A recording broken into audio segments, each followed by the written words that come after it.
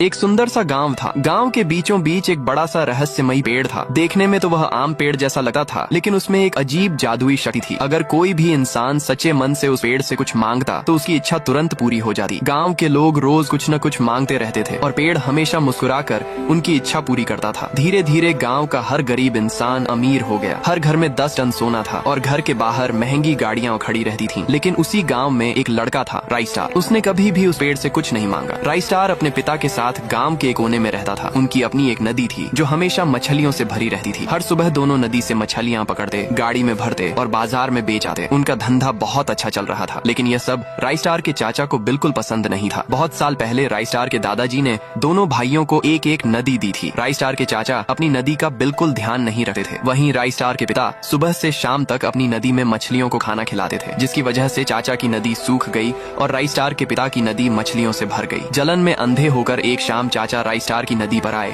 और उसमें बहुत सारे मगरमच्छ छोड़ दिए। उन मगरमच्छों ने नदी की सारी मछलियां खा ली। अगली सुबह जब राइस्टार और उसके पिता नदी पर गए तो एक भी मछली हाथ नहीं लगी। तभी अचानक एक बड़ा मगरमच्छ नदी से बाहर निकला और उन पर हमला कर दिया। इस हमले में राइस्टार के पिता की मृत्यु हो गई और राइस्टार का एक हाथ भी चला गया। राइस्टार पूरी तरह टूट चुका था। रोते हुए जब वह गाँव लौट रहा था तब उसने देखा कि कुछ लोग जादुई पेड़ से इच्छा मांग रहे थे और उनकी इच्छाएं तुरंत पूरी हो रही थीं। यह देखकर राइस्टार के मन में भी एक विचार आया। वह पेड़ के पास गया और रोते हुए बोला, हे पेड़, मेरे पिताजी को वापस लौटा दे और मेरा हाथ ठीक कर दे। पेड़ कुछ पल के लिए शांत हो गया। फिर उसमें से एक तेज रोशनी निकली। राइस्टार का हाथ वापस आ गया और उसके पिता भी जीवित हो गए। राइस्टार की खुशी का ठिकाना नहीं रहा, लेकिन यह सब उसके चाचा छिपकर देख रहे थे। जैसे ही राइस्टार वहाँ से गया, चाचा पेड़ के पास आए और धीरे से बोले, हे पेड़, अपनी सारी शक्तियाँ मुझे दे दे। पेड़ जोर से चमका और उसकी सारी शक्तियाँ चाचा के अंदर समा गईं। सफेद पेड़ काला पड़ गया। चाचा एक भयानक पेड़ों का शैतान बन गए। उनके चेहरे पर डरावनी मुस्कान थी। उन्होंने आसमान की तरफ देखकर कहा, मेरे पेड़ भाइयों, जाग जाओ। आसमान खून जैसा लाल हो गया। गांव के सारे पेड़ जीवित हो गए। रात को जब गांव वाले सो रहे थे, पेड़ों का शैतान हर जगह पेड़ उगाने लगा। अगली सुबह लोगों ने देखा गांव में हर तरफ पेड़ ही पेड़ थे। जादुई पेड़ सूख कर काला हो चुका था। तभी पेड़ों का शैतान सामने आया और बोला, अब समय आ गया है। आसमान में लाल चांद निकल आया। सारे पेड़ जीवित होकर गाँव वालों पर हमला करने लगे। लोग भागने लगे, लेकिन पेड़ उन्हें पकड़ पकड़ कर निगल रहे थे। तभी राइस्टार अपनी मोटरसाइकिल पर वहाँ से गुजर रहा था। 2 पेड़ उसके सामने आकर खड़े हो गए। तभी पेड़ों का शैतान उसके सामने आ गया। राइस्टार, अपने चाचा को भूल गए? राइस्टार हैरान रह गया। वह तुरंत मोटरसाइकिल लेकर भागा। सारे पेड़ उसके पीछे दौड़ पड़े। राइस्टार अपनी नदी के पास पहुंचा। उसने तेज दिमाग लगाया और मोटरसाइकिल को सीधा नदी में घुसा दिया। चाचा और सारे पेड़ भी उसके पीछे नदी में उतर गए। राइस्टार चुपके से बाहर निकल गया। नदी के भूखे मगरमच्छों ने पेड़ों के शैतान